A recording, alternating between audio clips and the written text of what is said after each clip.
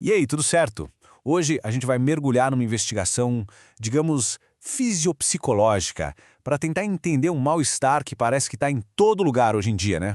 E para guiar a gente nessa jornada, vamos contar com ninguém mais, ninguém menos que Friedrich Nietzsche. Bom, vamos direto ao ponto. A grande questão, a pergunta que vai nortear toda a nossa conversa é essa aqui. O que, afinal de contas, adoeceu o ser humano moderno? É uma pergunta que convida a gente a olhar para dentro, sabe, para nossa própria história. E para a gente tentar desvendar esse mistério, nosso caminho vai ser o seguinte. Primeiro, vamos entender esse tal de mal-estar moderno. Depois a gente entra no diagnóstico que o Nietzsche fez. Daí, a gente investiga as causas dessa doença, olha para o principal sintoma, que é o ressentimento, e, por fim, a gente reflete um pouco sobre o porquê de tudo isso ainda ser tão importante hoje. Então, vamos lá. Muito antes de virar moda falar sobre isso, o Nietzsche já estava lá com uma coragem danada, levantando uma suspeita.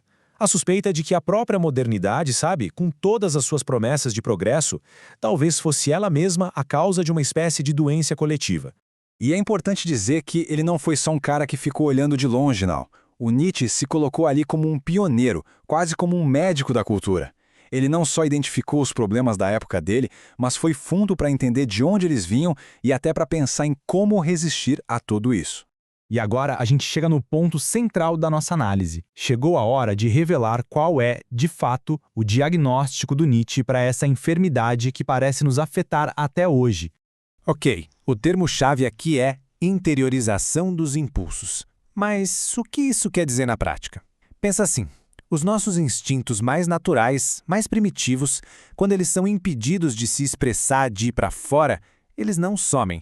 Eles simplesmente dão meia volta e se viram contra a gente. Esse processo fica bem claro aqui. Olha só, tudo começa com o passo 1, o impulso natural. É a nossa força vital, nossa energia básica.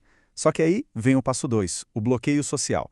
A vida em sociedade, com suas regras, suas leis, ela reprime esses impulsos. E o que acontece? Passo 3, o retorno interno. Como essa energia não tem para onde ir, ela se volta para dentro. E o resultado final é o passo 4, a corrosão. Essa força toda começa a nos corroer por dentro. É como um veneno que a gente mesmo produz. Certo. Então, se a doença é essa tal de interiorização, fica a pergunta: o que foi que causou isso? Agora a gente vai investigar a origem do problema, os fatores que criaram essa condição. E aqui está o grande paradoxo que o Nietzsche aponta. É irônico, né? Justamente aquelas estruturas que foram criadas para nos melhorar, para nos civilizar, foram, na visão dele, a origem de tudo. Foi um tipo de melhoramento que, no fim das contas, nos fez mal. Para a gente entender como isso aconteceu, o Nietzsche aponta para 3 fatores principais, 3 pilares da civilização. Foram eles que, atuando juntos, fizeram com que nossos instintos mais selvagens se voltassem contra nós. Vamos dar uma olhada em cada um. O primeiro deles é a memória. Para o Nietzsche, a nossa capacidade de fazer promessas e, principalmente, de se lembrar delas foi um passo fundamental. Isso criou o que ele chama de um espaço interior, uma consciência de dívida, de obrigação, e foi nesse espaço dentro da nossa cabeça que sentimentos como a culpa e a autoanálise começaram a crescer, sabe? Preparando o terreno para a doença se instalar. A segunda causa, o castigo. E o castigo aqui não era só para punir. A ideia era gravar a regra na memória, literalmente no corpo e na mente da pessoa. Era uma ferramenta, muitas vezes bem brutal, que a sociedade usava para domar os instintos. Basicamente, se ensinava pela dor que certas coisas eram erradas, forçando aquela energia a recuar para dentro. E para fechar o trio, a terceira causa é o medo. O medo constante do castigo, o medo da dor, de ser excluído do grupo. Isso tudo tornou essa repressão uma coisa permanente. Então pensa só, a memória da dívida, a brutalidade do castigo e o medo da punição. Tudo isso se junta para construir as paredes de uma prisão interna que nos mantém quietinhos, em conformidade e em guerra contra nós mesmos. Ok, a gente já viu a doença e o que a causa. Mas, e na prática? Como ela aparece no dia a dia? Essa corrosão interna tem efeitos bem visíveis. E agora a gente vai focar no principal sintoma de todos. Essa frase aqui é um soco no estômago, né?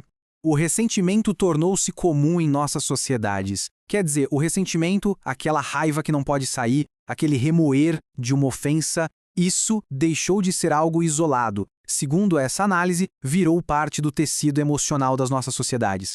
E o ressentimento, claro, não vem sozinho. Ele é só a ponta do iceberg. Ele puxa uma série de outros sintomas que vêm dessa interiorização. Um sofrimento que parece não ter fim, uma sensação constante de fraqueza e, claro, de impotência, de não conseguir agir. Bom, chegando na nossa parte final, fica a reflexão. Por que esse diagnóstico, feito lá no século XIX, ainda parece conversar tanto com a gente? Por que ele continua tão poderoso hoje?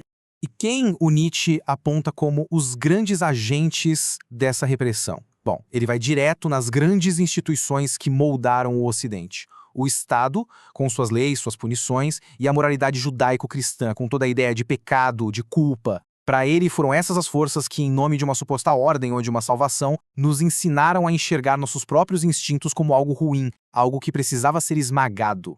E tudo isso nos leva a uma última pergunta. Uma pergunta que conecta o diagnóstico histórico de Nietzsche diretamente com o nosso presente.